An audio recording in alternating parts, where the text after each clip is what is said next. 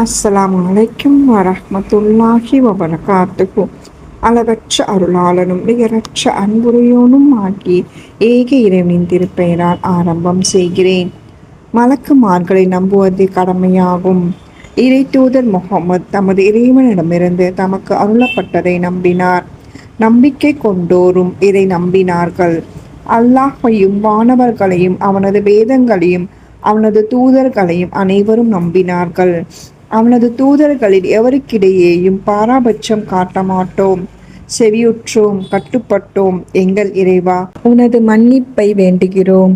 உன்னிடமே எங்கள் திரும்புதல் உண்டு என கூறுகின்றனர்.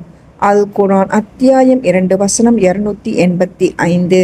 நம்பிக்கை கொண்டோரே, அல்லாஹையும் அவனது தூதரையும் தனது தூதர் மீது அவன் அருளிய வேதத்தையும் இதற்கு முன் அவன் அருளிய வேதத்தையும் நம்புங்கள். அல்லாஹையும் வானவர்களையும் வேதங்களையும் அவனது தூதர்களையும் இறுதி நாளையும் ஏற்க மறுப்பவர் தூரமான வழிகேட்டில் விழுந்துவிட்டார். அல் குர்ஆன் அத்தியாயம் 4 வசனம் 136. ஜஸாக்கல்லாஹ் ஹைரன் கசீரா.